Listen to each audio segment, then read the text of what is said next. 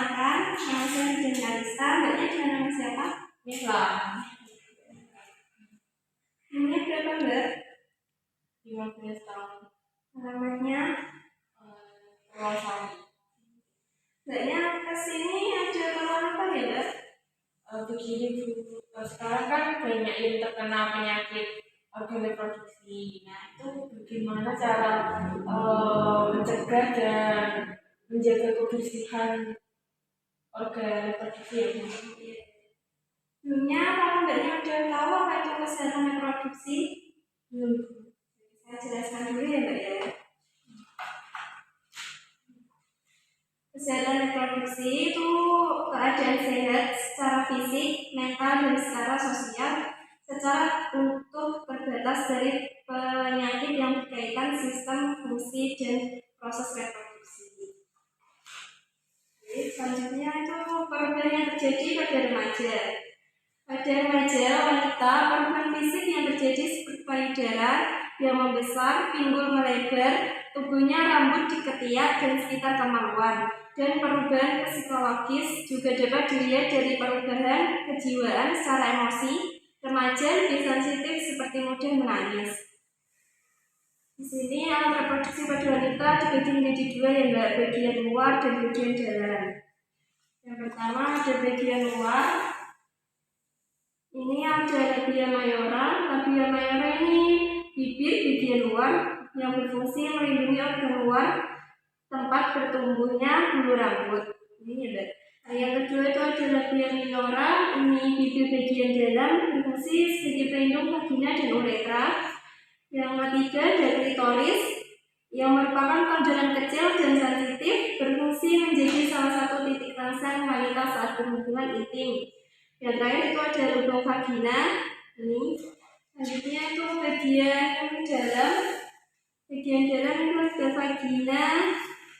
Ini saluran yang menghubungkan serviks dengan bagian luar tubuh, berfungsi sebagai alat reproduksi wanita seperti jalan keluar darah, menstruasi, jalan lahir bayi, dan jalan masuk sperma menuju rahim.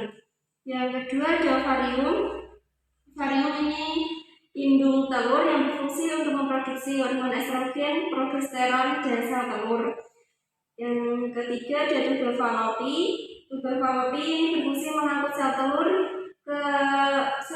dan membawanya ke indikubulum menuju rahim. Selain itu juga sebagai tempat pembuahan. Dan yang terakhir itu ada rahim atau uterus, berfungsi sebagai tempat janin berkembang. Selanjutnya itu cara menjaga organ reproduksi. Ini ya Mbak yang menuju topik pembicaraan yang pertama yang Mbak tanyakan. Cara menjaga organ reproduksi itu yang pertama ada pakai handuk yang lembut, kering, bersih, dan tidak berbau atau lembab. Yang kedua memakai celana dalam dengan bahan yang mudah menyerap keringat. Yang ketiga ada pakaian dalam diganti minimal 2 kali dalam sehari. Yang terakhir itu ada bagian perempuan sudah buang air kecil, membersihkan alat kelamin, dan sebaiknya dilakukan dari arah depan menuju ke belakang agar kuman yang terdapat pada anus tidak masuk ke dalam organ reproduksi. Itu ya Mbak ya. Ini selanjutnya saya jelaskan sedikit tentang kehamilan remaja.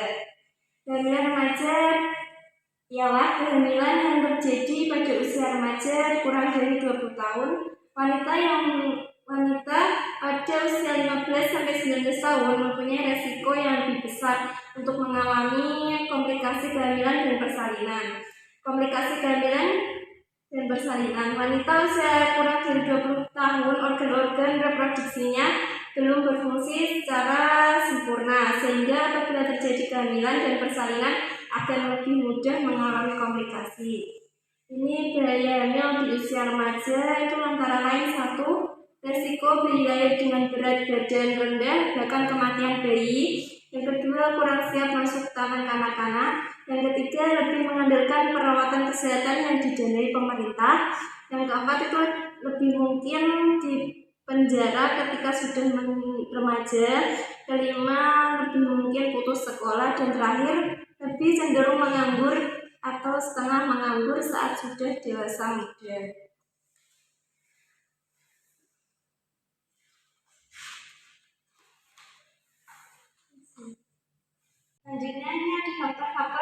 menjadi terjadinya kehamilan remaja.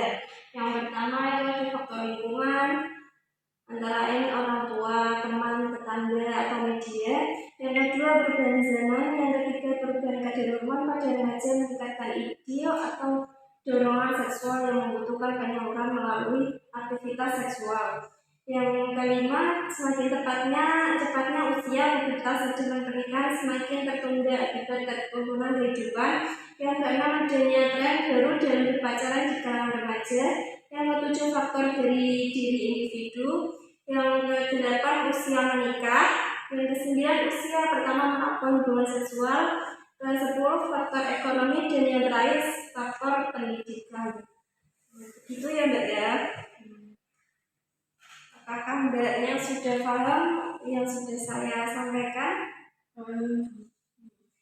Jadi kalau sudah paham, coba Mbaknya jelaskan bagaimana cara menjaga organ reproduksi.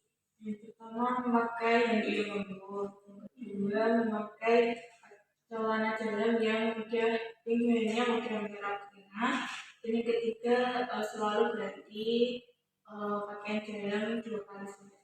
Mbaknya berarti sudah menangkap apa yang sudah saya jelaskan nih Mbak ya. Apakah masih ada pertanyaan yang lain? Ini sudah jelas. Ya, terima kasih Bu atas penjelasannya. Saya permisi. Terima kasih. Ya, assalamualaikum.